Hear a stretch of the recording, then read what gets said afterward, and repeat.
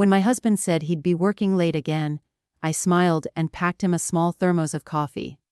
It was the third time that week. He kissed my forehead, told me not to wait up, and left with that same soft smile I'd fallen in love with 30 years ago. But that night something inside me whispered. A small, sharp voice that refused to be ignored.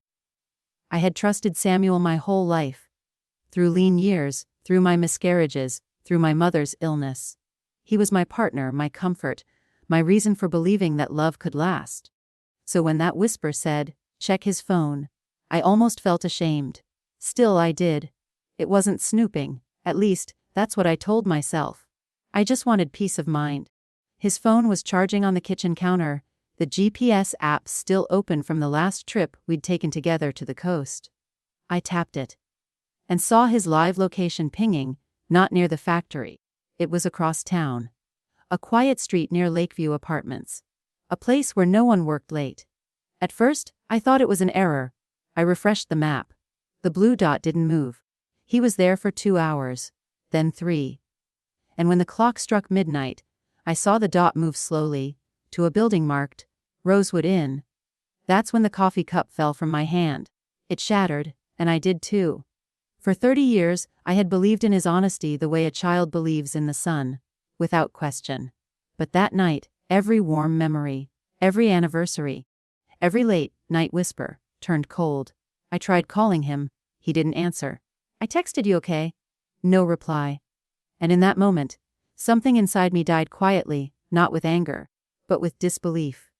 You see, I'm not the kind of woman who cries easily. I've seen loss, I've buried a child. But betrayal cuts in a way death never could. When he came home at 3:17 a.m., his hair smelled faintly of perfume I didn't own.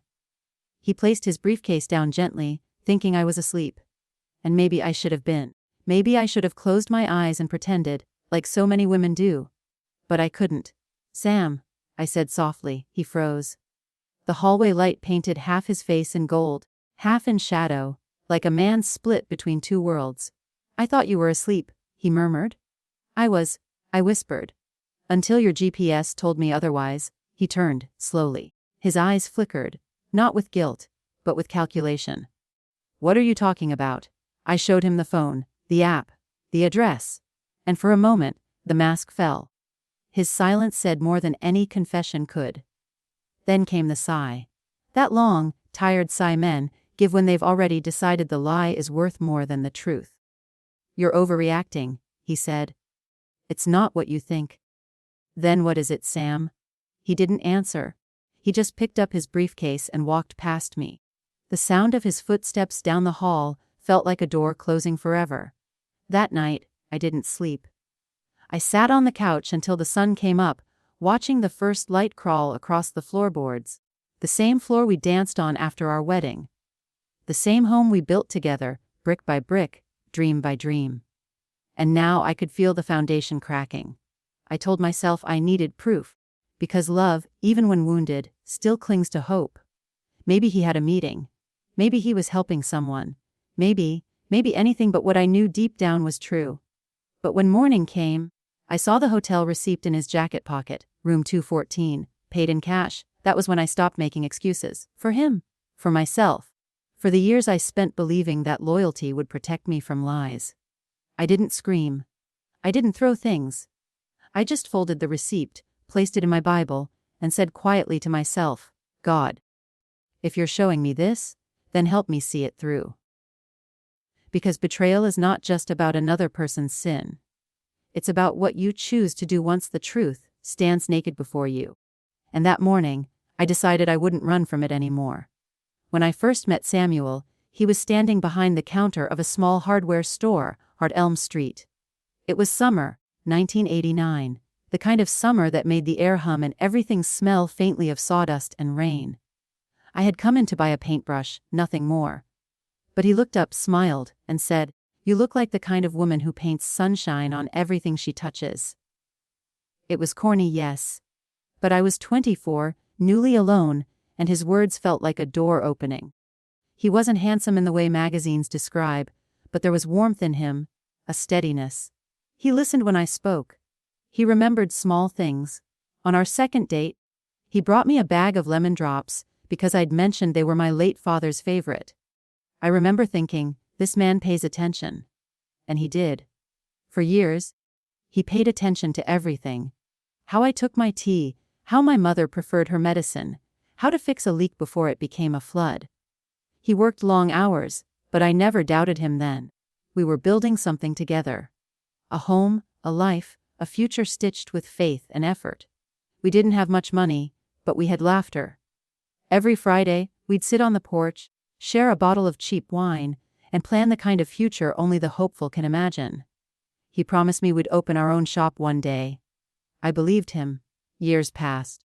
We married in a small church on the outskirts of town. My dress was secondhand, the veil borrowed, but when he lifted it and whispered, "You're my forever," I felt richer than any bride in silk. Then came the struggles. The first miscarriage broke something in me. Not just my body, but my spirit. He held me every night and told me, "We'll try again. God's just not ready yet." And when the second loss came, I stopped praying. He worked harder after that, longer hours, bigger dreams. At first, I thought he was trying to protect me from the sadness. But slowly, the space between us grew. He'd come home tired, irritable, sometimes smelling faintly of cologne he didn't own. When I asked, he'd laugh it off. "Customers may. You know how people hug around here." I wanted to believe him. I did believe him. Because love makes you see what you want to see. When we finally bought our house, a modest, one-story with a lilac tree out front, I thought we'd made it through the storm. We painted the kitchen together, mismatched shades of yellow, because he said it made him think of mornings. He built me a small shelf above the sink for my cookbooks. I stitched his name into his first apron when he finally opened that hardware store. I still remember how proud he looked standing beneath the sign, "Samuel and May's Home Supply." Everyone in town knew us as the couple who made it work. People came to him for advice, to me for kindness. We had no children, but our home was full. Nieces, nephews, neighborhood kids who called me Auntie May. I told myself that was enough. But over the years, I began to notice changes. Subtle ones. He started carrying his phone everywhere, even to the shower. He said the business was getting busier. But his eyes didn't light up when he talked about it anymore. His shirts came home smelling faintly of tobacco. He'd never smoked. One night, I found a gold bracelet under the car seat. It wasn't mine. When I showed it to him, he didn't blink. "Customer must have dropped it," he said. "I'll return it tomorrow." But he didn't. He started locking his office drawer, taking weekend, inventory trips, missing church. And every time I asked, his tone hardened a little more. Don't start. You know how tired I am. Why do you always assume the worst?" So I stopped asking. I learned to cook for one, to sleep on my side of the bed. I convinced myself this was marriage. That love simply changes shape over time. I told my sister Ruth once that I felt him slipping away. She sighed. "Men go through phases, honey. Just be patient." So I was, for years. Then came the nights he wouldn't come home at all. He said the new warehouse was far, that deliveries took longer. I'd sit by the window, pretending to read, listening for the sound of his truck. When it finally came, it was always past midnight, and he'd walk straight to the shower. Sometimes he'd hum. And that hurt most of all. The sound of contentment that didn't belong to me anymore. Still, I stayed. Because leaving would mean admitting that 30 years of loyalty had been wasted. And because part of me still believed, or wanted to believe, that he was just lost. That if I prayed hard enough, if I cooked his favorite stew, if I smiled when he walked in, maybe he'd find his way back. But love can't cure what truth refuses to face. Looking back now, I realize the betrayal didn't start that night at the Rosewood Inn. It started years earlier. In every moment I chose silence over self-respect, peace over honesty. He didn't just lie to me once. He learned how to lie because I made it easy for him. I made his comfort more important than my own pain. And that's the quiet tragedy so many of us women carry. We call it patience. We call it love. But sometimes, it's just fear dressed up as faith. When I think of those years, I remember small details.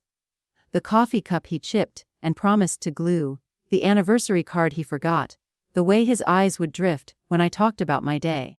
The signs were all there. I just didn't want to read them. Because I had built my entire identity around being his wife. Not May, the woman with dreams. Not May, the painter who once filled her world with color. Just Samuel's wife. And when a woman forgets who she is, it becomes very easy for someone else to erase her entirely. So when that GPS pinged at the Rosewood Inn, it wasn't just betrayal. It was a reckoning. A mirror held up to 30 years of quiet denial. And for the first time in decades, I finally saw myself.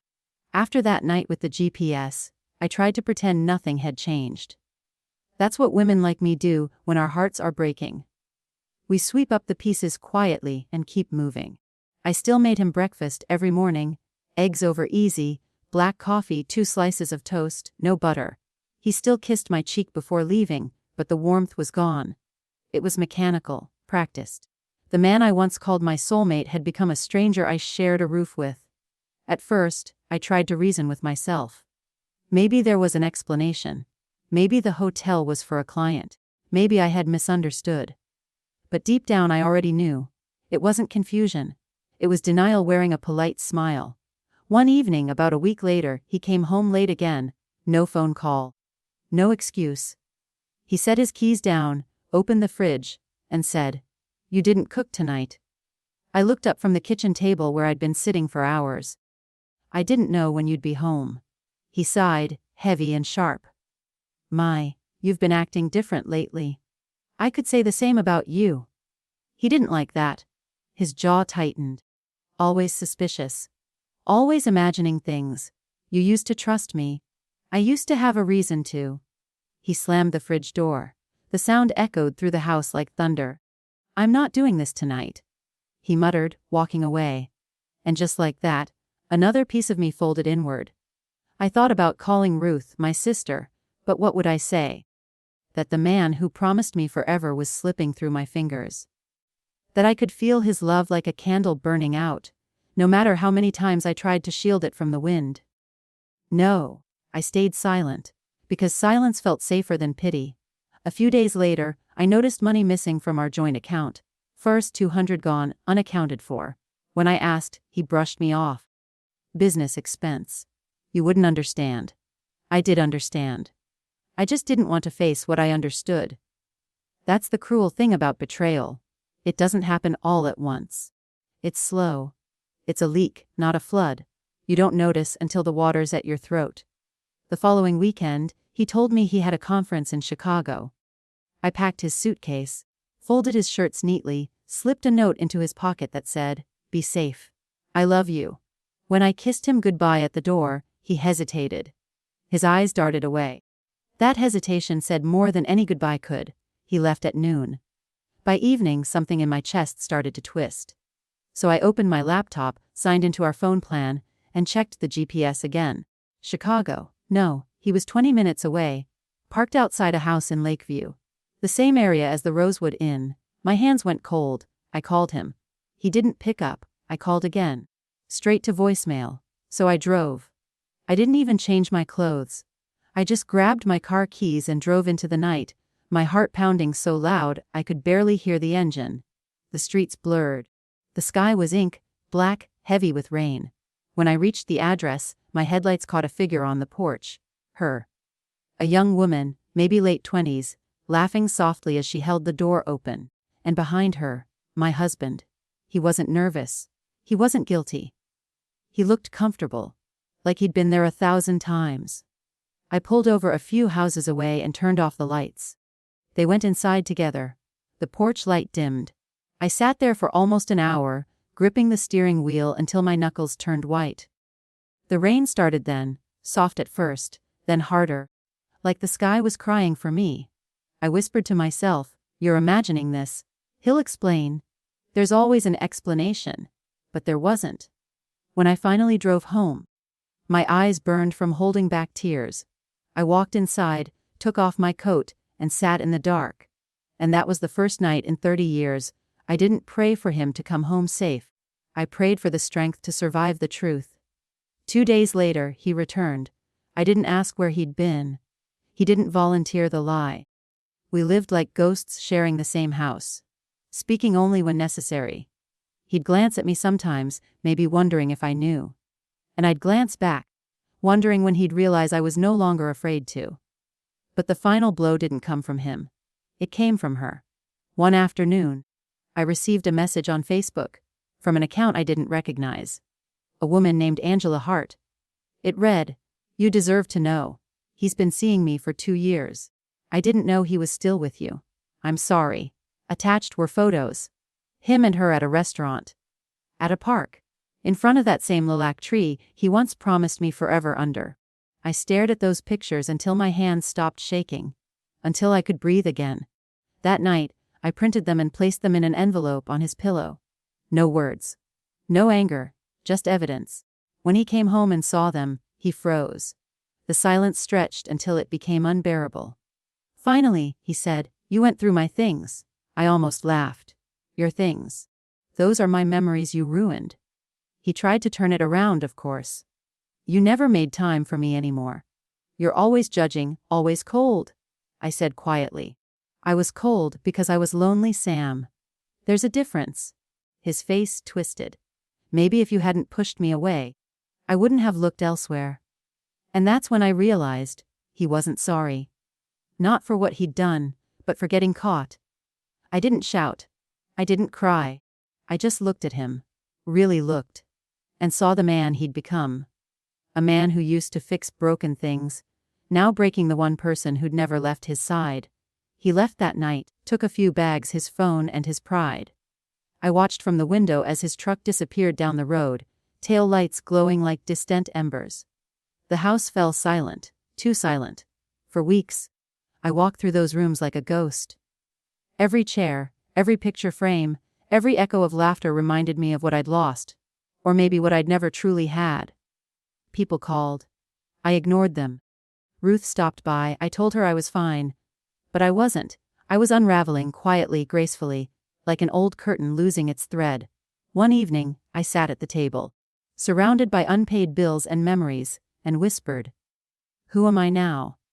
Because when your life revolves around someone else's orbit, their departure feels like the end of gravity. But deep inside that emptiness, a small flicker remained. A quiet, stubborn will. The same voice that once told me to check that GPS whispered again, "It's time to see the truth, May." All of it. When Samuel left, he didn't say goodbye. He just closed the door softly, as if trying not to wake something that was already dead. For the first few days, I kept expecting him to call, to say it was all a mistake, to tell me he missed me, or that he'd come home soon. But the phone stayed silent, and silence, I learned, can be the loudest sound in the world. I stopped cooking, stopped opening the curtains. The house smelled of dust and old coffee. Some mornings, I'd wake up and forget he was gone. Reach across the bed, half asleep, only to find the cold indentation where he used to lie. That's the cruelest thing about habit, it keeps pretending long after love has stopped trying. One afternoon, Ruth came by. She stood in the doorway with her arms crossed, her face tight with worry. This isn't like you," she said softly. "You can't hide from the world forever." I smiled weakly. "I'm not hiding. I'm just resting." She glanced around the room, at the unopened mail, the empty coffee cups, the curtains drawn tight. Resting from what? From living. I didn't answer. Because she was right, and I wasn't ready to face that truth yet. That night, I poured myself a small glass of wine and sat at the kitchen table. The same table where Samuel and I used to share our dreams. I stared at the wood grain, tracing it with my finger, wondering where it all went wrong. Had I been too quiet, too forgiving, too trusting? The questions circled like vultures. And no matter how many times I tried to push them away, they always came back with sharper claws. A week later, I went into town for the first time since he'd left. I thought I was ready. But when I walked into the grocery store, I heard whispers. Not loud enough to catch every word, but enough to feel the sting. "That's her, poor thing. He's with that young woman now. What a shame after all those years." My hands trembled so badly I dropped the jar of jam I was holding. It shattered across the floor, red streaks spreading like blood. I wanted to run. But I stood there frozen, forcing a small, polite smile as the cashier hurried over with a broom. "Don't worry about it," she said kindly.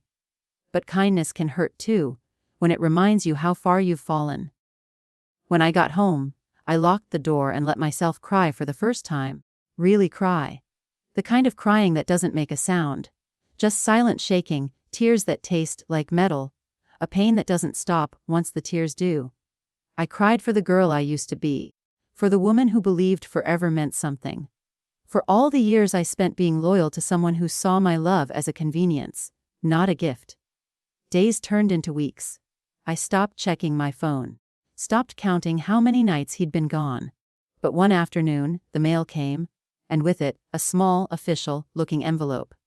From the Bank of Midvale. I opened it, confused. Inside was a letter addressed to both of us. Final notice: joint loan default. Door 48,000. My heart dropped. I had never taken a loan, he must have. In both our names. I called the bank. Hands trembling. The woman on the phone said calmly, "Yes, Mrs. Carter, the payment stopped 3 months ago. We've tried contacting your husband, but..." I cut her off. "He doesn't live here anymore." There was a pause. "I'm sorry to hear that," she said. "But since your name is on the account, you're equally responsible." Equally responsible. Those 2 words felt like a punch to the chest. When I hung up, I sat in silence for a long time. The betrayal wasn't just emotional anymore. It was financial, legal, complete. He hadn't just left me, he'd left me drowning. That night, I poured myself another glass of wine, then another. The house was too quiet, too big. I turned on the TV just to hear another voice. It was one of those old movies. Black and white, a woman standing by a window, waiting for a man who never comes home. I turned it off. I thought about driving somewhere, anywhere. But I couldn't bring myself to move. Grief can paralyze you in the most ordinary moments. Even breathing feels like too much effort. A few days later, I saw him. By accident. I was leaving the pharmacy when I spotted his truck parked across the street. He was getting out of it, and she was in the passenger seat. She looked young, carefree, full of life. He opened her door for her, smiling in that way he hadn't smiled at me in years. It wasn't guilt or shame on his face. It was joy. And that was the moment I realized he hadn't fallen into her arms by mistake. He had chosen her. Over me. Over everything we built. Something inside me snapped, quietly, completely. I walked straight across the street. He saw me. Froze mid-step. "Ma?" he began, his voice faltering. I looked at the woman beside him. She shifted uncomfortably. I said, calm and steady, "I hope she was worth everything you destroyed." He tried to speak, but I lifted my hand. "No. Don't explain. Don't lie again. You've done enough." Then I turned and walked away. No tears. No shouting. Just silence, the only dignity I had left. When I got home, I sat in my garden, overgrown, forgotten, and realized how small my world had become. How much I had allowed someone else's love to define my worth. That night, I looked in the mirror and didn't recognize myself. The woman staring back at me looked older, tired, but her eyes still had a flicker of something. Maybe it was anger. Maybe it was the first spark of freedom. I whispered to my reflection, "You've been through worse. You'll survive this too." And that was the night I decided I would no longer be the victim of his choices. I would face the bank. Face the shame. Face the world again. On my terms. Because if he could start over, then so could I. I remember the morning after the hospital. The air in the house felt different. Too clean. Too empty. The scent of his cologne still lingered in the closet, but it had lost its warmth. It was just another reminder of the man I no longer recognized. For 2 days, I moved around the house like a ghost. I washed the dishes that weren't dirty. Folded the same towels twice. Opened the curtains, then closed them again. My heart didn't know what to do with itself. I thought about calling him. I even typed the message, "Please come home. Let's talk." But I couldn't hit send. Not this time. Then, on the 3rd day, the phone rang. It wasn't him, it was Margaret. An old friend from church I hadn't spoken to in months. Lydia, she said softly. I heard what happened. Are you all right, dear? For a moment, I couldn't answer. My throat tightened. And when I finally spoke, my voice trembled. I don't even know who I am anymore, Margaret. I thought I built a home. Turns out, I built a cage. There was silence on the other end. Then she said something I'll never forget. Maybe, child, it's time to stop fixing broken things and start fixing yourself. Those words sank deep into me, deeper than any apology my husband had ever offered. The next morning, I got up before sunrise. The sky was still gray and quiet. I brewed a pot of coffee and sat by the window, watching the world wake up. For the first time in years, I didn't feel like waiting for anyone to join me. I thought about all the times I had sacrificed pieces of myself, my peace, my pride, my joy, just to keep our life looking perfect from the outside. But that morning, I realized perfection had been my prison. I made a decision. I called my lawyer. Her name was Denise Harper, a sharp, calm woman in her 50s. She spoke like someone who'd seen too many women walk into her office broken and walk out standing tall. When I told her my story, the lies, the GPS, the secret apartment, the hospital, she didn't flinch. She just took notes quietly. Then she looked up and said, Mrs. Rivers, I've handled a lot of cases. But yours isn't about money. It's about freedom. And I think you're ready to claim it. I didn't even realize I was crying until she handed me a tissue. I don't know how, I whispered. You'll learn, she said. One truth at a time. That week, I began sorting through the documents. Bank statements, text messages, receipts. I wasn't looking for revenge.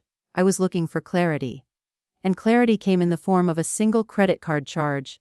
$3,000 for a weekend business conference in Miami. The same weekend he told me he was visiting his sick mother. He'd never even gone to her house. Denise guided me step by step. Don't confront him yet, she advised. We'll gather everything first. Let the truth work quietly.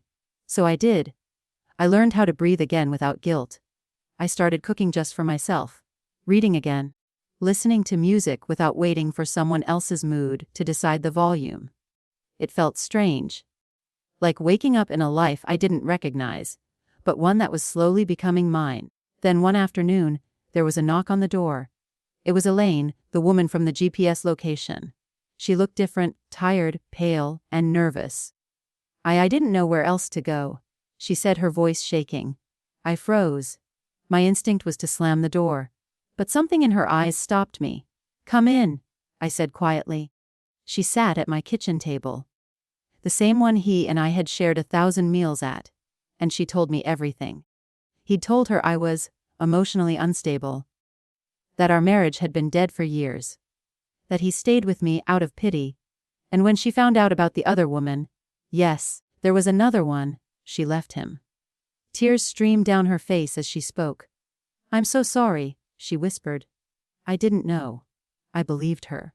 Not because I wanted to, but because her pain looked too much like mine. For the first time, I saw him for who he truly was. Not a mistake I could fix, but a pattern I had survived. That evening, I took a walk down to the old pier. The sun was setting, painting the sky with the same colors I used to love as a girl. Gold, violet, rose. I hadn't noticed beauty in months. I stood there until the wind picked up and the air smelled like salt and freedom. And then, for the first time, I spoke the truth out loud. I deserve peace. It wasn't loud. It wasn't dramatic. But it was the first honest thing I'd said to myself in years. Over the next few weeks, I became stronger. Denise helped me file for separation. I found a part-time job at the local library. Quiet work, surrounded by stories that didn't hurt to read. Margaret called often, checking in. She'd say, "You sound lighter, Lydia," like someone who's finally breathing her own air. And she was right. The more I let go, the more I felt alive. I started a small garden in the backyard. Tomatoes, lavender, a patch of basil. I remember planting the first seeds with trembling hands, whispering, "This time, I'm growing something that won't lie to me." Then one day he called. His voice was small, almost pleading. "Lydia, I made a mistake. Please, can we talk?" I listened, calmly. For once, I didn't feel my heart race. I'm sorry you're hurting, I said softly. But the woman you knew doesn't live here anymore. And I hung up. My hands were steady. My heart was still. That was the moment I realized. Freedom doesn't always come with fireworks. Sometimes it arrives quietly, like dawn breaking after a long, dark night. That night, I sat on my porch with a cup of tea. The wind rustled the leaves, and I thought about everything I had lost. And everything I had found. I had lost the illusion of love. But I had found my voice. And that, my dear, was worth more than any vow ever spoken under a church roof. When Denise called to say the court date was confirmed, I felt my knees weaken. It wasn't fear. Not anymore. It was the strange calm that comes when you've already cried every tear you had. Remember, she told me. This isn't about destroying him. It's about reclaiming you. I nodded, though she couldn't see me. That night, I opened the old cedar chest at the foot of my bed. Inside were the remnants of our marriage. Wedding photos, anniversary cards. The ticket stubs from our first movie. Once, these things were my treasures. Now, they were evidence of the person I used to be. The woman who thought love meant staying silent. I touched the photograph of us on our wedding day. He had his arm around me, smiling wide, promising forever. I whispered, "You broke the vows, not me." Then I closed the box. The morning of the hearing, the sky was gray. A quiet kind of gray that sits heavy over your shoulders. I dressed simply, a navy dress, a small pearl necklace, and my mother's brooch pinned near my heart. I wanted to carry her strength with me. When I stepped into that courthouse, I swear I could feel my old self, trembling, unsure, trailing behind me. But she didn't belong there anymore. Denise met me at the door. "You ready?" she asked. I took a deep breath. I've been ready for years. I just didn't know it. He was already inside when I entered. My husband, or rather, the man I used to call my husband. He looked smaller than I remembered. His hair had thinned, his suit was wrinkled, and his confidence, it was gone. When his eyes met mine, he froze. For a second I saw something flicker. Maybe regret, maybe fear. But I didn't look away. Not this time. The judge entered, and the air grew still. When Denise began presenting the evidence, the receipts, the texts, the GPS history, I felt the room shrink around us. Each word was a truth I had buried for years. Each document, a wound I had once tried to hide. He shifted in his seat, his jaw tightening. At one point, he even looked at me and muttered, "Lydia, do we really have to do this here?" I looked right back and said, softly, "Yes. Here is exactly where the truth belongs." Then came his turn. His lawyer tried to paint me as emotionally distant, unresponsive, neglectful. I almost laughed. If being broken-hearted was neglect, then maybe I was guilty. But then he spoke for himself. He said, "I made mistakes, but I never stopped caring about her." And that's when something inside me broke. Not from pain, but from release. I stood up, with Denise's permission, and faced him directly. "No," I said quietly. "You stopped caring the moment you decided lying was easier than honesty. You stopped caring the day I found your car parked in front of another woman's apartment, while you told me you were at work. You stopped caring when you watched me unravel and still said nothing." The courtroom was silent. Even the judge paused his notes. "I would have forgiven the truth," I said. "But you chose deceit, and I'm choosing peace." When I finished, I sat down. My hands were trembling, but my heart was steady. Denise placed her hand gently on mine. "That," she whispered, "was your freedom." By the end of the hearing, the judgment was clear. The assets would be divided fairly. I would keep the house, the one I had built, the one I had paid half for. He would leave with what was his. There were no raised voices, no dramatic outbursts. Just truth, quiet, undeniable truth. When the judge adjourned, I gathered my papers. He tried to approach me. "Lydia," he said softly, "I didn't mean to hurt you. I just got lost." I looked at him for a long moment. Then I said, "We all get lost, James. But not everyone chooses to stay there." And I walked away. Outside the wind was cool, almost gentle. The sun peeked through the clouds as if it had been waiting for me to step out. Margaret was waiting in her car. She waved, smiling that knowing smile only an old friend could give. Well? She asked as I climbed in. It's done, I said simply. And for the first time, those words didn't sound like loss. They sounded like liberation. A few weeks later, I took down the wedding photo from the hallway wall. I replaced it with something new, a small painting of a sunrise over the ocean. Because that's what it felt like, a new dawn. I didn't rush to fill the silence anymore. I didn't need validation or promises. I had found something far stronger, peace that didn't depend on someone else's loyalty. One evening, I went back to the pier, the same spot where I had once whispered to the wind that I deserved peace. The air was warm this time, the sunset brighter. I watched the water shimmer under the fading light, and I thought about everything I'd endured. The lies, the loneliness, the awakening. And then I smiled. Because every tear had been a seed. And now, finally, I was blooming. A man nearby, maybe in his 60s, smiled at me as he passed, tipping his hat. I smiled back. There was no fear, no hesitation, just a quiet acknowledgement between two souls who had lived enough to understand the value of calm. That night, I slept soundly. No nightmares, no restless thoughts, just peace, soft, clean, and earned. It's been over a year now since that courtroom day. Sometimes, when I sit on my porch with a cup of chamomile tea and the evening breeze brushes through the trees, I still think about him. Not with anger, not even with love, just acceptance. You see, healing isn't loud. It doesn't come with grand speeches or applause. It comes quietly, like morning light slipping through a window you forgot to close. For so long, I thought my story ended with heartbreak. But I was wrong. It began there. These days, I wake up early and walk down to the pier before sunrise. The fishermen nod when they see me. I've become a familiar face, the lady with the coffee cup and the soft smile. I watch the waves roll in and think about how life has its own rhythm. It takes, it gives, and sometimes it teaches through pain. I used to wonder why he did what he did, why the man I once trusted with my whole life could look me in the eye and lie so easily. But one morning, as the sky turned pink over the water, I realized something that changed everything. Some people lie because they're afraid to face who they really are. And some of us stay because we're afraid to face who we could be without them. That morning, I forgave us both. My garden has grown beautifully this year.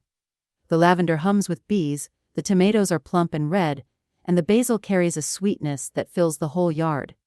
Sometimes, when I'm out there with dirt under my fingernails, I whisper, "This is my new life." And I earned every inch of it. And it's true. I may live alone now, but the silence no longer feels like loneliness. It feels like space, space for my own thoughts, my own dreams, my own laughter. I joined a small book club at the library where I work.